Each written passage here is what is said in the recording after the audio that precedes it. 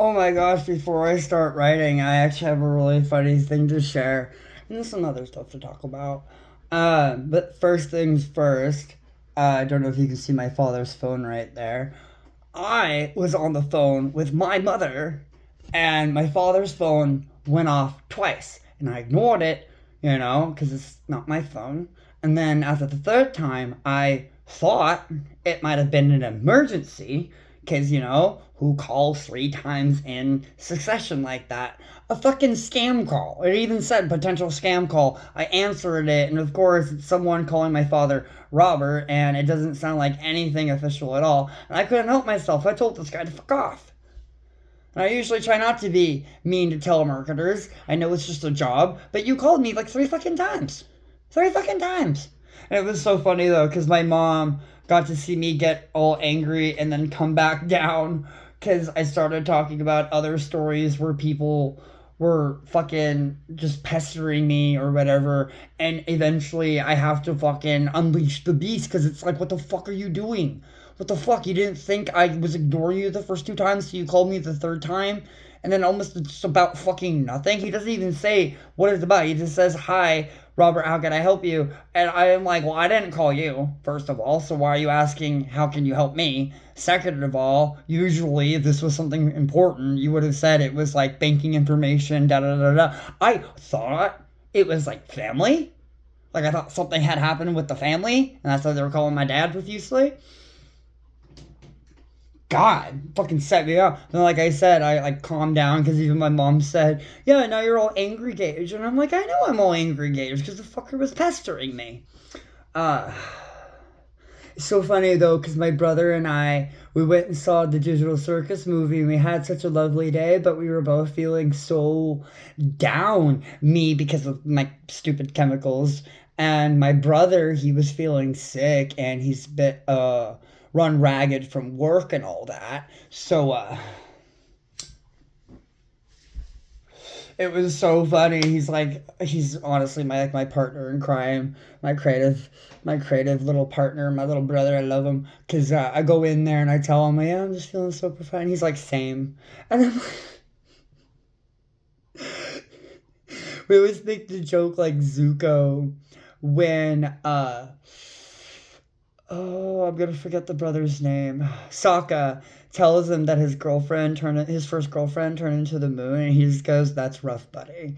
Because the scene, he like looks up, he's like really thinking about it. He's trying to lock in a good answer and be there for Sokka. And Zuko has gone through quite a shit. Every family member, there's kind of a something going on there. I talked about it with Dylan. His father, obviously, that's a lot going on. Azula, that's another obvious situation. But then Iroh constantly forgiving him, and then his mother, that whole situation in a nutshell. Like, I feel like Zuko, out of everyone, could very much relate to Sokka losing this person to becoming the moon. And all he says is, "That's rough, buddy."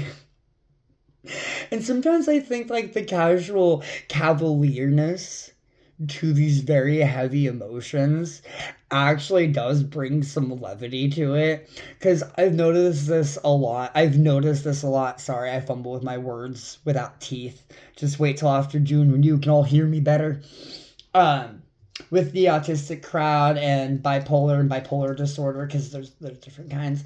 The recognition that you're not alone in how you feel, and even if it's like neurotypical, like my brother, he's got or like a great example of Punnett Square, because he's got good teeth, I got bad teeth. He's got a bigger body, I got a thinner body. I got autism, he's got no autism. He's upstairs, that's why I keep pointing up. Anyway, even if it's like a neurodivergent person relating to those hardcore emotions and how you feel really does bring a lot of levity to it. Though I will admit, I do see how people can kind of get upset without getting like the recognition for how you feel, or constantly feel like other people are stealing your narrative with how it's like, perfect example, my brother and I, where I feel profoundly depressed. Well, I did before I got over it. And my brother just says, same girl, same. I forgot to say it's not just same, it's same girl, same. We do that joke. Same girl, same. Anyway, I could get mad and upset with the fact that it's like, oh, I can't just be profoundly depressed. We have to be profoundly depressed. But then that's good. That's the relation. That's why people always do those I stories. They're not trying to make it about themselves. They're trying to make sure that you don't feel alone, right?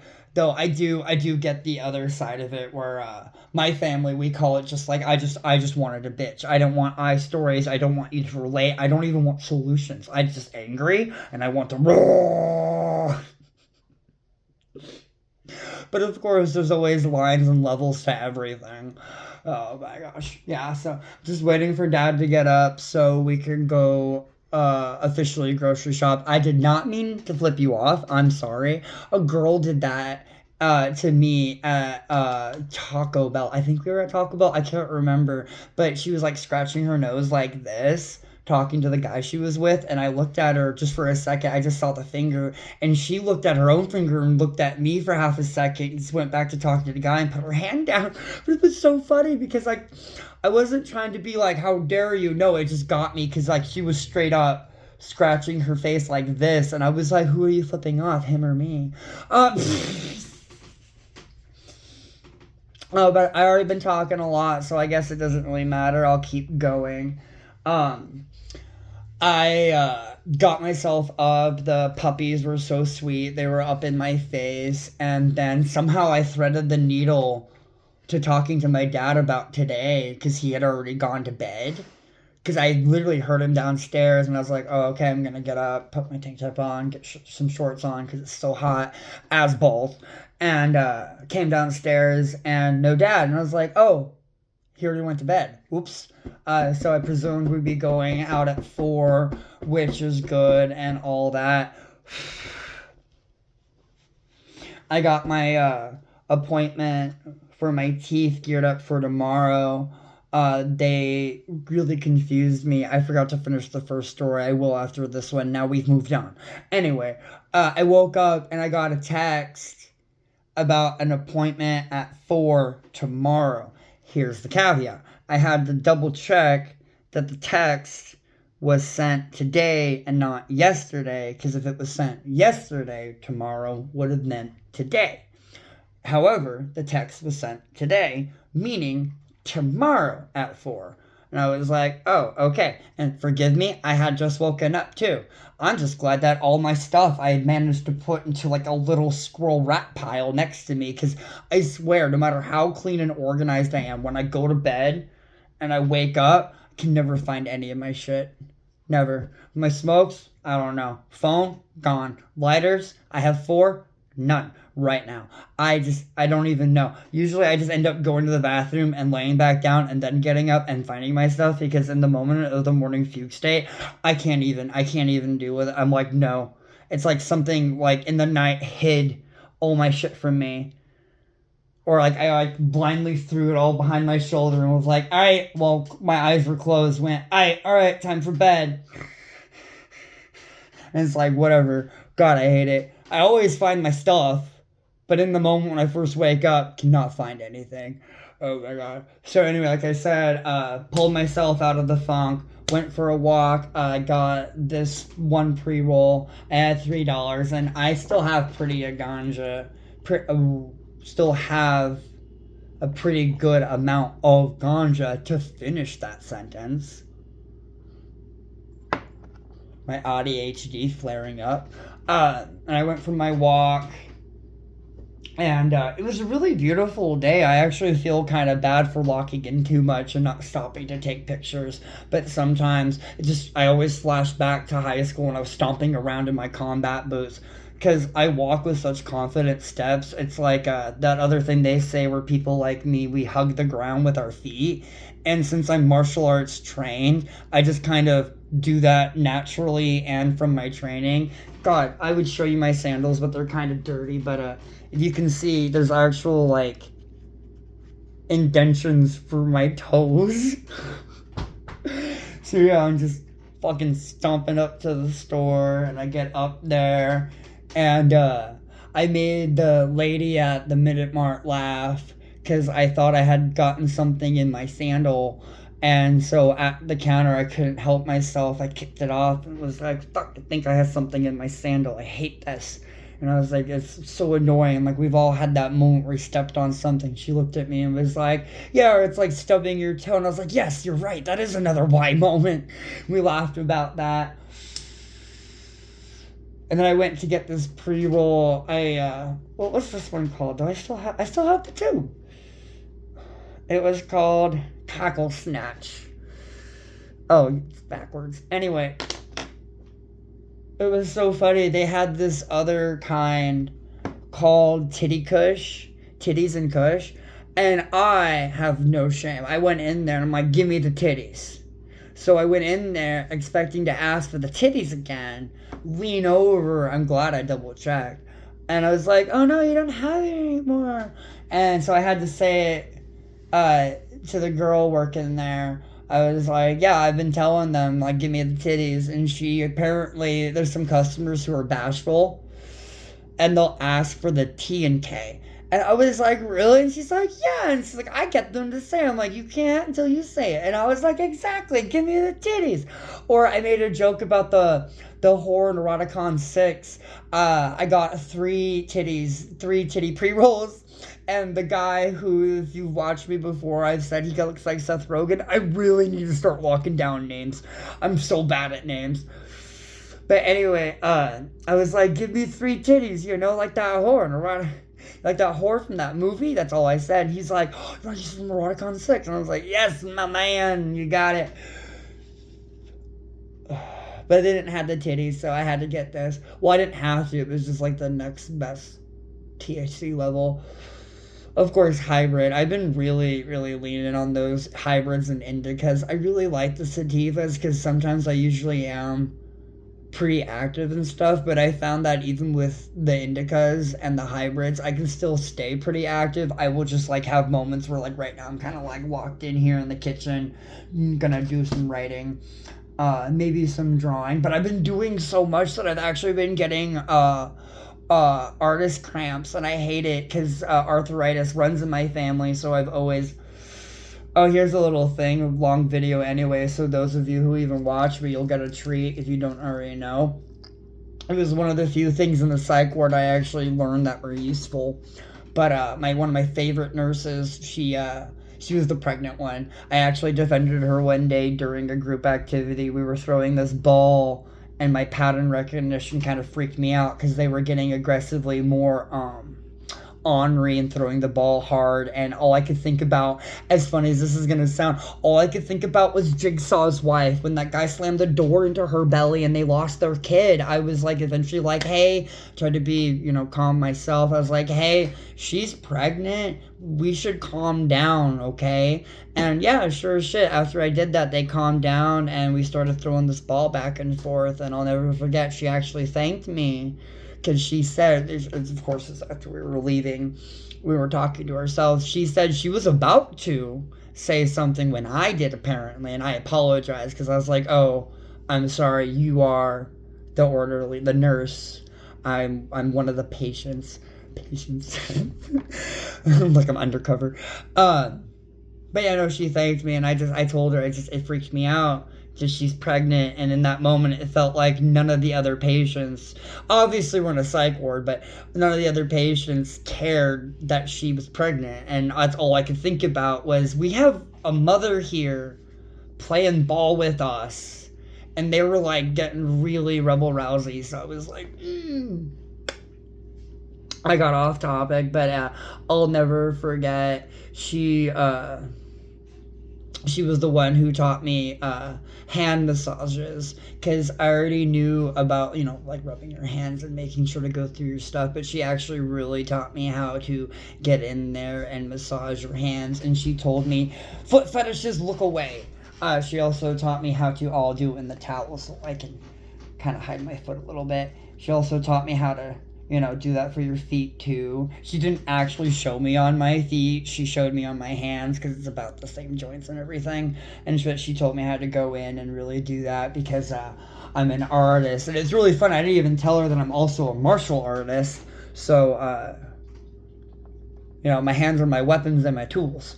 But yeah, I'll never forget, because it was one of the first times where I actually felt like they were really teaching me something, because there was a lot of really dumb shit in there. Like, at one point, one of the doctors I got into an argument with him, because he's like, you shouldn't have a TV in your room because it will keep you awake and keep you from getting REM sleep.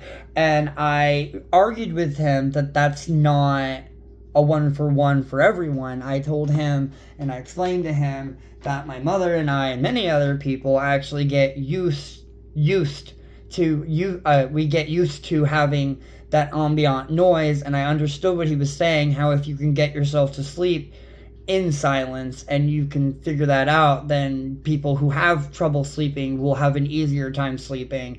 And I'm explaining to him that I'm actually having trouble sleeping without any noise. I was actually having a horrible time sleeping in that place multiple times.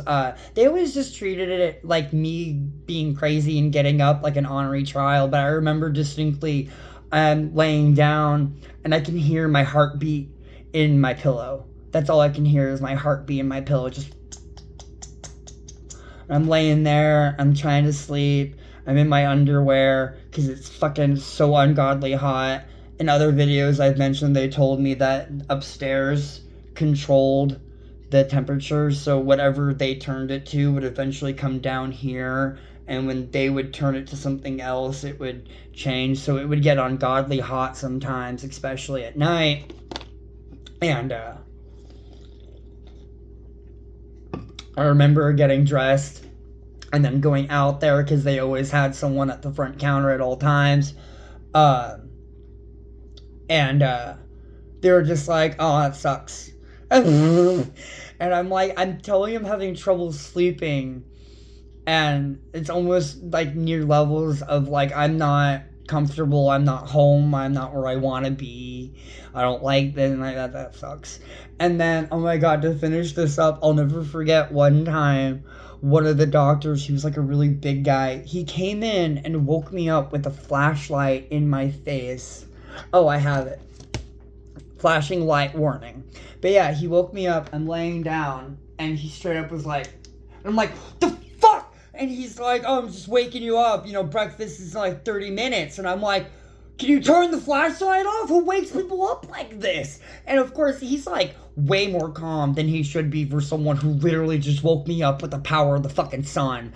And I'll never forget, after he left my room, all I could think to myself is, if breakfast isn't like half an hour to an hour, why the fuck did you wake me up now? It was only until later that I realized, because it happened with my brother. He came to wake me up and apparently didn't see me sleeping in my bed. I think maybe on the camera, they didn't see me on camera.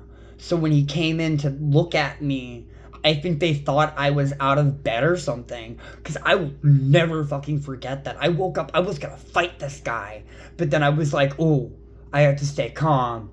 He's a doctor and I'm in a psych ward. But my first thought was, who the fuck wakes people up like that? Again, just for your own experience. I'm like, you don't wake people up like that. Like, honestly, it's one thing for a cop to stop you on a dark night and be like, license and registration. Right? Okay, I get that. You got the light because you want to see and shit. Okay, got it.